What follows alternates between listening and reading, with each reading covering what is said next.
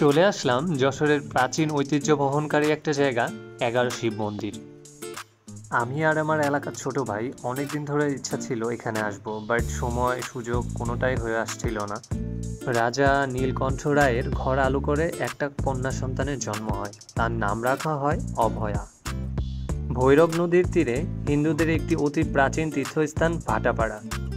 ভাটাপাড়ার পাশেই নদীর তীরে তিনি একটি দুর্গ নির্মাণ করেন, কারণ সেই সময় জলদস্যুদের খুবই উৎপাত ছিল এবং তারা সুন্দরবনের থেকে এসে বিভিন্ন রকমের ঝামেলা করত।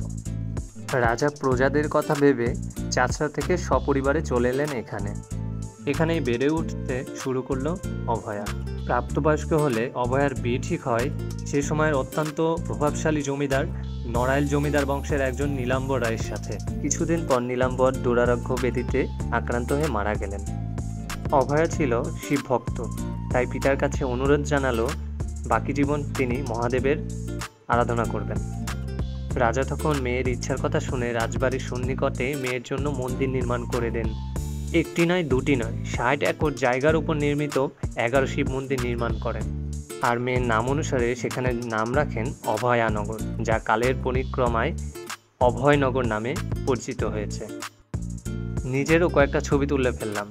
আপনারা যারা যাবেন অবশ্যই সেখানে ছবি তুলবেন, কারণ ওখানে খুব ভালো ছবি ওঠে।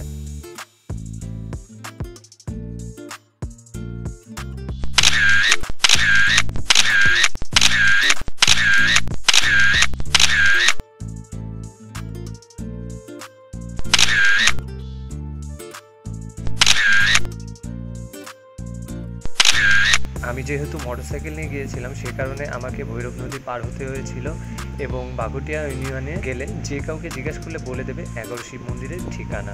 তো আজকের মতো আমার ভিডিও এখানেই সমাপ্ত।